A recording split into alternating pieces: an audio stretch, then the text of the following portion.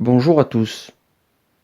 J'ai décidé de vous faire la lecture de quelques textes extraits de mes 3 livres photographiques dédiés à la mise en valeur du Morvan. En faisant ces lectures, je souhaite vous faire découvrir mon travail autrement que par mes photos du Morvan ou mes documentaires filmés. Je commence ici avec mon premier recueil paru en avril 2016 qui s'intitule Regard sur le Morvan. Aujourd'hui, cet ouvrage n'est malheureusement plus disponible à la vente.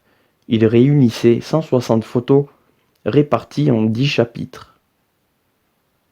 Je vais vous lire ici 4 textes de présentation de chapitres différents en vous souhaitant que ce moment vous soit le plus agréable possible.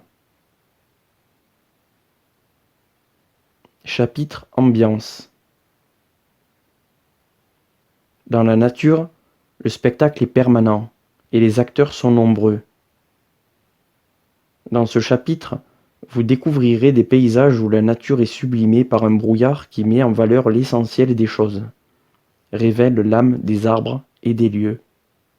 Vous y verrez également des paysages mystérieux, tourmentés, mais aussi des scènes en ombre et lumière dont seul le Morvan a le secret. Tous ces détails qui font que l'ambiance d'un lieu peut différer d'une minute à l'autre. On peut passer au même endroit tous les jours sans jamais voir le même décor, ni avoir le même ressenti. Il suffit d'être attentif à notre environnement pour pouvoir l'apprécier à sa juste valeur, afin de mesurer la chance que l'on a d'être ici. Alors que le spectacle commence. Chapitre Nos chers villages. Les villages sont certainement l'avenir de notre société. Nos modes de vie et de consommation sont amenés à évoluer dans les années à venir et il faut en avoir conscience afin que dès à présent, nous agissions en conséquence. Notre civilisation s'est construite autour de l'or noir, le pétrole, et de son prix très abordable. Nous avons pris pour acquis la mobilité facile, avec l'invention des différents moyens de transport. Pourtant, il y a de fortes chances pour que dans les 15 années à venir, les choses ne soient plus si faciles qu'aujourd'hui. La forte hausse du prix du pétrole qui se prépare fera des dégâts sociaux sans précédent si l'on ne s'y prépare pas dès maintenant. C'est à chacun de nous de revoir ses habitudes, ses choix de vie, ses projets, de se préparer dès à présent à une vie plus stricte, plus simple, plus autonome. Faire en sorte que ces petits villages écrasés par le rouleau compresseur des villes puissent enfin retrouver une population suffisante pour que leurs petits commerces réouvrent et que la vie puisse y reprendre. De plus en plus de communes se retrouvent aujourd'hui sans commerce, sans leur petit café. Pourtant les bistrots représentent le cœur et les poumons de chaque village.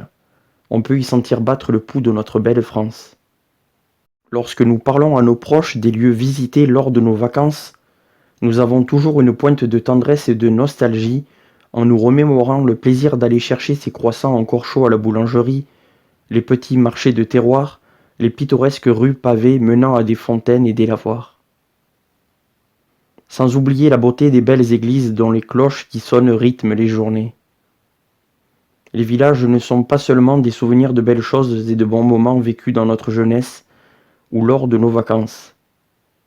Ils représentent la promesse d'une vie plus saine, plus apaisée, plus humaine, plus proche de l'essentiel. Ils répondent à de nouvelles attentes pour une nouvelle réalité. Chapitre Morvan insolite. Le Morvan est riche d'un patrimoine naturel qui n'a rien à envier à aucune région de France. En s'y promenant, il y a ce que l'on voit du premier coup d'œil, et puis, en y regardant de plus près, en apprenant à regarder ce qui nous entoure, on pourra rapidement prendre conscience de l'existence d'un monde fantastique, insolite et mystérieux qu'il faut savoir déchiffrer. Des créatures imaginaires trop longtemps restées endormies se cachent dans nos forêts et nos campagnes.